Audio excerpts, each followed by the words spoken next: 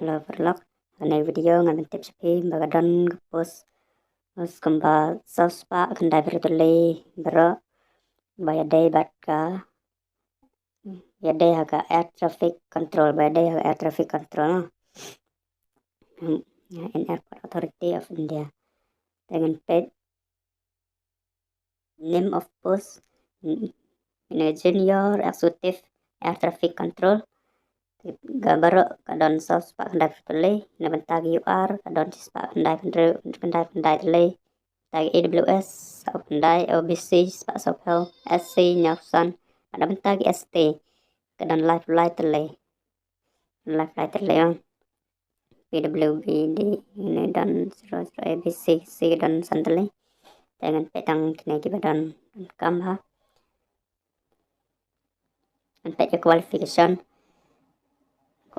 full-time bachelor, regular bachelor degree of 3 years in science, BSc with physics and mathematics. Gitu gi balapandap degree agak BSc mat badan fisik matematik yang or full-time regular bachelor degree in engineer in any discipline. Physics and mathematics should be subject in any one of the semester curriculum, but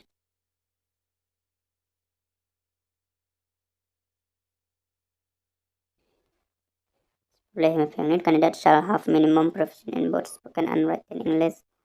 is of level of 10 standard. The candidate shall have passed English as one of the subjects in 10 or 12 standard. Deban dan ki agak kelas 10 but kelas 12 deban simik tag subject English. Tang kita balak ban apply ang ne. Dan age relaxation maximum is kat aduk kalai peltrik benai kat way senam ajar apply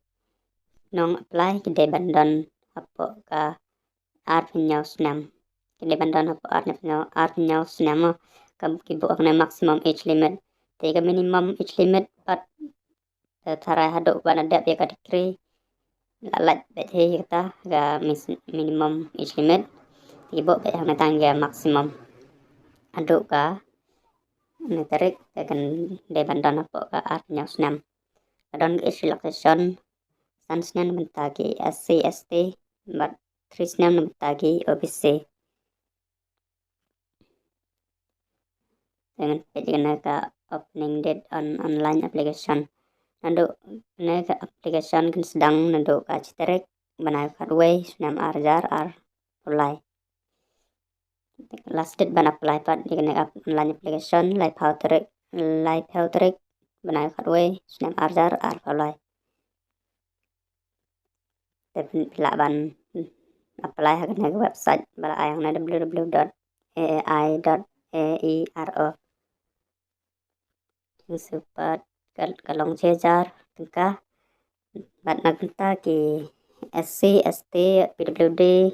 kandidat ni letter apprentice who have successfully completed 1 year mentai SC ST PWD dan kamban seng kalong bat free ang badai kinang ande ki bala ban apply kana ga post